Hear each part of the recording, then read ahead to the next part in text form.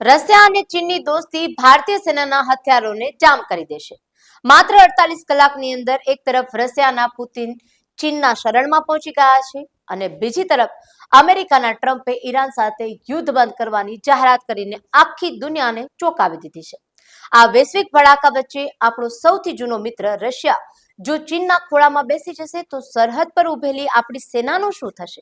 પણ થોભો, ખેલ હજુ બાકી છે. કારણ કે આ બધાની વચ્ચે સપ્ટેમ્બરમાં વ્લાદિમીર પુતિન ખુદ ભારત આવી રહ્યા છે અને આ આખી ડબલ ગેમ શું છે આવો જોઈએ.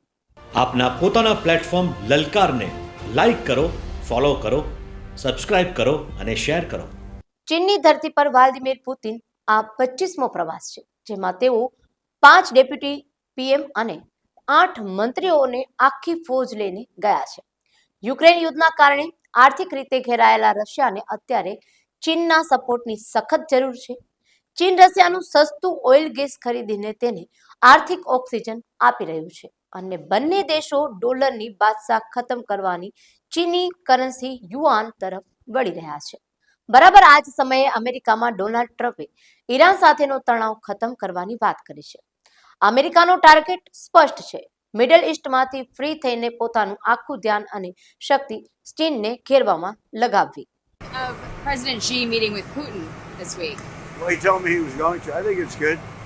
I get along with both of them, but I think it's good. I don't know if the ceremony was quite as brilliant as mine. I watched. I think we topped them. Good team. But no, I get along with Putin. I get along with everybody, but your husband and a few others. On the Iran deal, would you be પણ ખરી ચિંતા ભારત માટે છે. આપણી સેનાના 60% વધુ હથિયારો, fighter jets અને S-400 જેવી એર ડિફેન્સ સિસ્ટમ રશિયન મેડ છે. જો ભવિષ્યમાં ભારત ચીન વચ્ચે યુદ્ધ જેવી સ્થિતિ થાય તો રશિયા ચીનના દબાણમાં આવીને ભારતને હથિયારો અને સ્પેસ પોર્ટ્સ આપવાનું બંધ કે ધીમું કરી દેશે. આ સવાલ વિદેશ મંત્રાલયને મૂંઝવી રહ્યો છે. પરંતુ ભારત પણ આ વૈશ્વિક શતરંજનો મોટો ખેલાડી છે. રશિયા ભલે ચીનની નજીક હોય પણ તે ભારત જેવા પરમ મિત્રને ગુમાવવા નથી માંગતું. હા, અને એટલે જ આગામી સપ્ટેમ્બર મહિનામાં રાષ્ટ્રપતિ પુતિન દિલ્હીમાં યોજાનારી બ્રિક્સ સમિટમાં ભાગ લેવા માટે ભારત આવી રહ્યા છે.